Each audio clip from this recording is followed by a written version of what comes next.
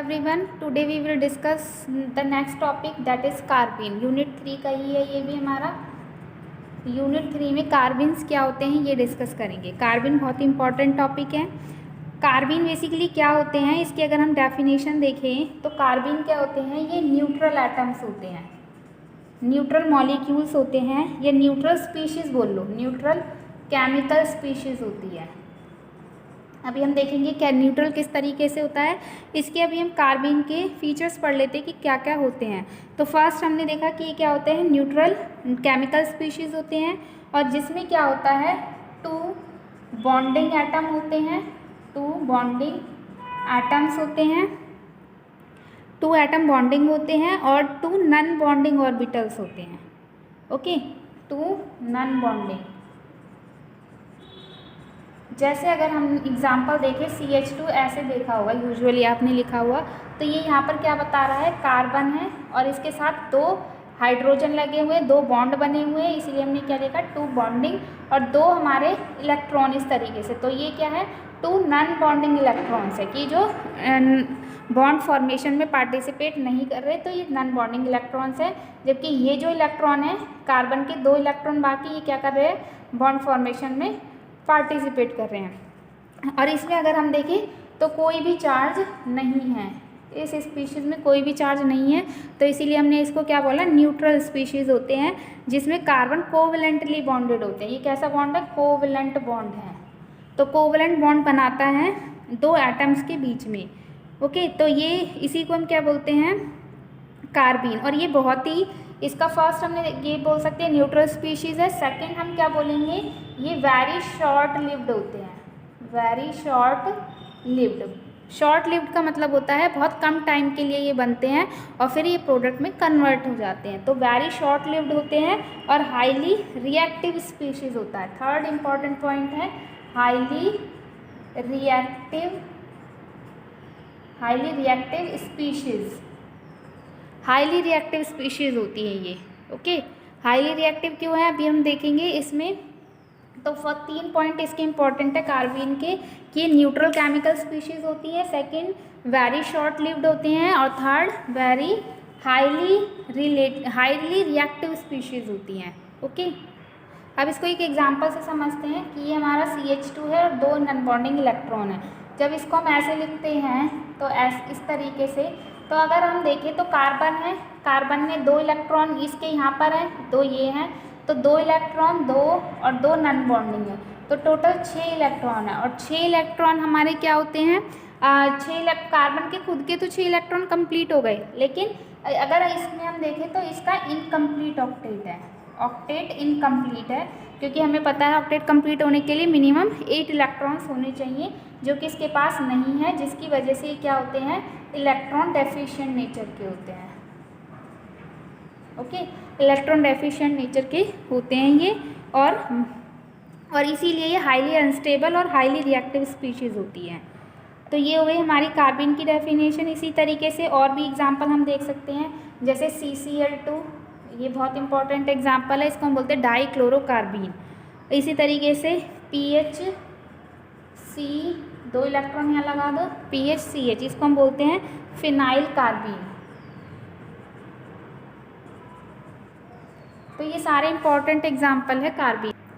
अब हम कार्बीन का टाइप डिस्कस कर रहे हैं कि कितने टाइप की कार्बीन होती है। बेसिकली 2 टाइप की होती है, एक सिंगलेट एंड एक ट्रिपलेट।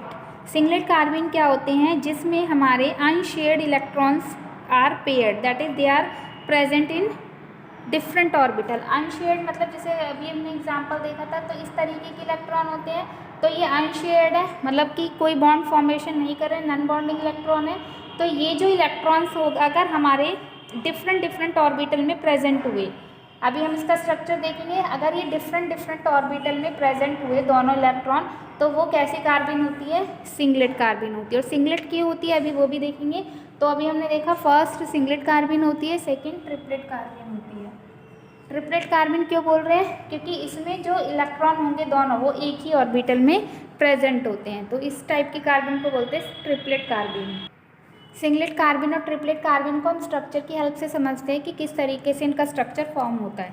तो जो सिंगलेट कार्बन होते हैं इसमें दो unshared electron present in one orbital singlet carbon में कहाँ क्या होता है कि जो दोनों इलेक्ट्रॉन होते हैं वो एक ही ऑर्बिटल में प्रेजेंट होते हैं। तो ये देख रहे हैं सिंगलेट कार्बन है, और यहाँ पर ये देखा था हमने कि एक कार्बन है, ये दो बॉन्ड बना रहे हैं। यहाँ पर कोई भी एटम हो सकता है, हाइड्रोजन या फिर क्लोरीन, और जो बाकी के दो इलेक्ट्रॉन है अगर वो एक ही ऑर्बिटल में प्रेजेंट हुए तो वो हमारी कैसी हो जाती है, सिंगलेट कार्बन है। और ये अगर इसकी हाइब्रिडाइजेशन देखें तो वो क्या होती है, sp2 हाइब्रिडाइजेशन होती है। और sp2 में हमें पता है कि इस तरीके से दो p तो इसमें इन्वॉल्व हो गए हाइब्रिडाइजेशन में, एक p ऑर्बिटल बचता है जो कि हमारा क्या है, अनहाइब्रिडाइज्ड है। तो अनहाइब्रिडाइज्ड ऑर्बिटल को हमने इस तरीके से शो कर दिया। ओके, और ये क्या है, एम्प्टी है, ये एम्प्टी ऑर्बिटल है। जबकि अगर ट्रिपलेट कार्बन में देखें तो इसकी हाइब्रिडाइजेशन क्या होती है, sp हाइब्रिडाइजेशन होती है। और यहाँ पर दोनों इलेक्ट्रॉन, 2 अनपेयर्ड जो इलेक्ट्रॉन प्रेजेंट है वो हमारे एक ही नहीं डिफरेंट ऑर्बिटल में प्रेजेंट होते हैं। ये आपको दिख रहा है यहाँ पर दोनों डिफरेंट ऑर्बिटल है। और sp में हमारा एक p ऑर्बिटल तो इन्वॉल्व हो गया हाइब्रिडाइजेशन में, जबकि दो बच गए। दोनों ही हमारे क्या है, एक py है और एक pz है। ओके, तो इसको हम इस तरीके से दिखा सकते हैं कि sp हाइब्रिडाइजेशन है जिसमें दो ऑर्बिटल हमारे बच गए हैं जो कि हाइब्रिडाइजेशन में पार्टिसिपेट नहीं कर रहे। तो वो किसकी वजह, वो कैसे हो जाएंगे, इस तरीके से दिखा देते हैं। और दोनों में ही एक एक इलेक्ट्रॉन प्रेजेंट होता है, यानी कि दोनों इलेक्ट्रॉन हमारे डिफरेंट ऑर्बिटल में प्रेजेंट होते हैं। Okay, one electron in each, ये बोल सकते हैं one electron in each 2p orbital, p orbital में हमारे एक एक इलेक्ट्रॉन दोनों में प्रेजेंट होते हैं। ओके, तो हम इसमें एक बार ये समझ सकते हैं कि ये हमारी क्या है, सिंगलेट कार्बन है, ये हमारी ट्रिपलेट कार्बन है। ट्रिपलेट कार्बन में तो हमने देख लिया कि sp है, एक sp ऑर्बिटल है ना। तो हम यहाँ देख सकते हैं कि इस तरीके से जो दो अनहाइब्रिडाइज्ड ऑर्बिटल बचे हैं वो इस तरीके से आ गए। लेकिन यहाँ पर अगर हम देखें तो तीन s, यहाँ पर तो दो sp हाइब्रिडाइज्ड है, मतलब कि एक s और एक p मिक्स होकर के sp बना रहे हैं। यहाँ पर हमारे दो p और एक s मिक्स होकर के क्या बना रहा है, sp2 हाइब्रिडाइजेशन। तो बेसिकली अगर हम देखें तो तीन ऑर्बिटल मिक्स हो रहे हैं, है ना, तीन ऑर्बिटल मिक्स हो रहे हैं, यानी sp2 में तीन ऑर्बिटल है। तो यानी कि हम बोल सकते हैं कि एक तो यहाँ बन गए दो बॉन्ड और एक तीसरा यहाँ पर ये इन्वॉल्व हो गया, और बचा तीन p में से एक p बचेगा, वो हमारा एम्प्टी हो जाएगा। ओके, और यहाँ पर अगर हम देखें तो sp है, sp में दो ऑर्बिटल इन्वॉल्व है, तो दो तो इन्होंने यहाँ पर बॉन्ड बना लिए, और तीन p में से एक p ही बचा है। दो p किस में इन्वॉल्व हो गए, ये अनहाइब्रिडाइज्ड वाले, यहाँ पर एक p ही अनहाइब्रिडाइज्ड है।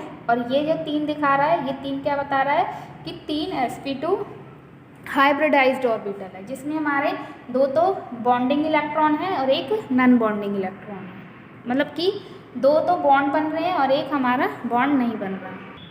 अब हम देखते हैं कि सिंगलेट को हम सिंगलेट क्यों बोल रहे हैं, ट्रिपलेट कार्बन को ट्रिपलेट क्यों बोला जा रहा है। तो सिंगलेट में अगर हम देखते हैं तो हमारे जो दोनों इलेक्ट्रॉन्स होते हैं सिंगलेट में वो एक ही ऑर्बिटल में आ रहे हैं, यानी कि इस तरीके से हमने देखा एक ही दोनों इलेक्ट्रॉन एक ही ऑर्बिटल में आ रहे हैं, जिसकी वजह से अगर s की वैल्यू देखें तो ये एक इलेक्ट्रॉन के लिए प्लस हाफ होती है, दूसरे इलेक्ट्रॉन के लिए माइनस हाफ। अगर हम इसके s की वैल्यू निकालें तो ये क्या हो जाएगा, प्लस हाफ और माइनस हाफ बराबर s की वैल्यू क्या हो गई, 0। s क्या होता है यहाँ पर, स्पिन क्वांटम नंबर होता है। और एक टर्म आती है स्पिन मल्टीप्लिसिटी, जिसे हम क्या बोलते हैं, स्पिन मल्टीप्लिसिटी, जिसको 2s+1 से शो किया जाता है, स्पिन मल्टीप्लिसिटी।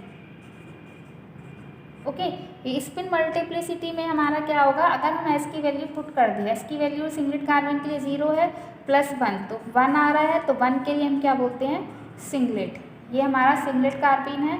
तो यहाँ पर क्योंकि 1 वैल्यू आ रही है इसीलिए सिंगलेट बोला। अगर 2s+1 की वैल्यू हमारी दो आती है तो इसको डबलेट बोलते हैं, अगर 3 आता है तो इसको ट्रिपलेट बोलते हैं। तो ट्रिपलेट कार्बन में अगर हम देखें तो क्या है, दोनों इलेक्ट्रॉन हमारे डिफरेंट ऑर्बिटल्स में है, डिफरेंट ऑर्बिटल्स में हैं। यहाँ पर अगर हम देखें ट्रिपलेट कार्बन में इस तरीके से है, तो इसके लिए s की वैल्यू हाफ, s1 के लिए, और इसके लिए वैल्यू क्या हो जाएगी, प्लस हाफ, दोनों के लिए हाफ हाफ होगी। तो यहाँ पर जब s टोटल निकालेंगे तो हमारा क्या हो जाएगा, हाफ प्लस हाफ बराबर 1। और स्पिन मल्टीप्लिसिटी क्या हो जाता है 2 × 1 + 1, तो 3 आ जाता है, इसीलिए इसको क्या बोला जाता है ट्रिपलेट कार्बिन। ओके, अब हम इनकी स्टेबिलिटी की बात करते हैं कि सिंगलेट और ट्रिपलेट में कौन ज़्यादा स्टेबल है।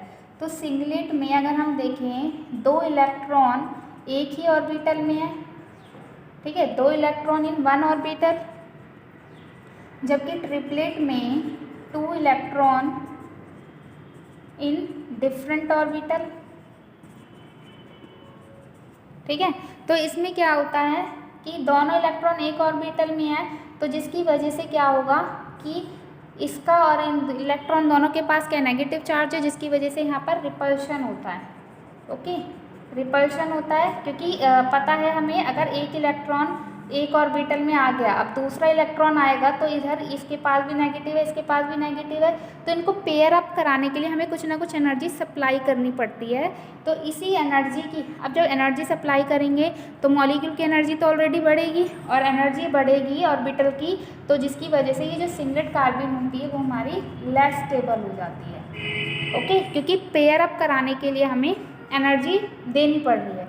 जबकि ट्रिपलेट कार्बिन में क्या होता है, 2 डिफरेंट ऑर्बिटल में इलेक्ट्रॉन, यहाँ पर कोई भी पेयर अप कराने के लिए एनर्जी नहीं देनी पड़ती, जिसकी वजह से ट्रिपलेट कार्बन की एनर्जी कम होती है और जिसकी एनर्जी कम होगी वो हमारा मोर स्टेबल होगा। ओके, वो हमारा मोर स्टेबल बना। इसके लिए हम एक एग्जांपल देखते हैं कि ये इंटरमीडिएट कार्बिन जो है वो हमारा कहाँ पर बनता है। एक वेल नोन एग्जाम्पल है इसके लिए, वो क्या है, रीमर टीमन रिएक्शन, ये सभी ने सुनी होती है। रीमर टीमन रिएक्शन में हमारा बेसिकली क्या होता है, जो इंटरमीडिएट बनता है वो क्या बनता है, इंटरमीडिएट डाइक्लोरोकार्बिन फॉर्म होता है। ओके, तो जब इसमें और ये इन डाइक्लोरोकार्बिन फॉर्मेशन होता है एज एन इंटरमीडिएट, और ये रिएक्शन हमारी क्या होती है, फिनॉल से, फिनॉल में जब ऐड कराते क्या, क्लोरोफॉर्म CHCl3 प्लस अल्कोहल ये पोटेशियम हाइड्रोक्साइड ऐड करते हैं तो हमारा सैलिसल्डिहाइड बनता है। बेसिकली सैलिसल्डिहाइड क्या होता है, एक OH और एक CHO फॉर्म हो जाता है, ठीक है, इसको हम बोलते हैं सैलिसल्डिहाइड। तो ये जब रिएक्शन होती है, इसका जब मैकेनिज़्म देखते हैं तो मैकेनिज़्म में ये जो क्लोरोफॉर्म होता है, क्लोरोफॉर्म से ही हमारा डाइक्लोरोकार्बिन का फॉर्मेशन होता है। ओके, तो ये एक एग्जाम्पल है किसका, कार्बिन का। अब हम देख रहे हैं फॉर्मेशन ऑफ कार्बिन, कार्बिन को कैसे फॉर्म किया जाता है। तो फर्स्ट है बाय द थर्मल और फोटोकेमिकल डिकम्पोजिशन। ओके, थर्मल यानी कि हीट की प्रेजेंस में, और फोटोकेमिकल यानी कि वहाँ पर हम सनलाइट प्रोवाइड करा रहे हैं। तो दोनों ही केस में हम क्या करा रहे हैं, हीट प्रोवाइड करा रहे हैं, तो थर्मल बोल सकते हैं या फिर फोटोकेमिकल। थर्मल के लिए हम क्या साइन डिनोट करते हैं, दिस, और फोटोकेमिकल क्या बताता है, HNu। ओके, इन दोनों में डिफरेंस होता है थोड़ा थर्मल और फोटोकेमिकल में। तो जब ये रिएक्शन कराते हैं हम किसी भी, जैसे CH2N2 के साथ, तो ये क्या करता है, जो N2 गैस होती है यहाँ पर रिलीज़ हो जाती है। और जब भी प्रोडक्ट फॉर्मेशन हमने पढ़ा है, अगर एंट्रोपी बढ़ती है रिएक्शन की तो रिएक्शन हमारी फास्ट अच्छी होती है, जिसमें एंट्रोपी इंक्रीज होती है। और गैशियस प्रोडक्ट जब निकलेंगे तो गैशियस प्रोडक्ट क्या करेंगे,